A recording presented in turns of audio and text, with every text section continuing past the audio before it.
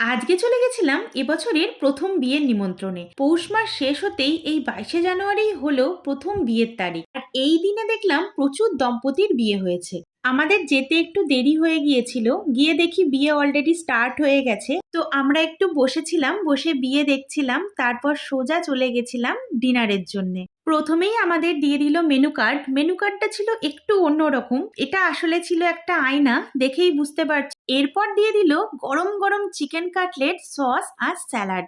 বেশ ভালো খেতে ছিল।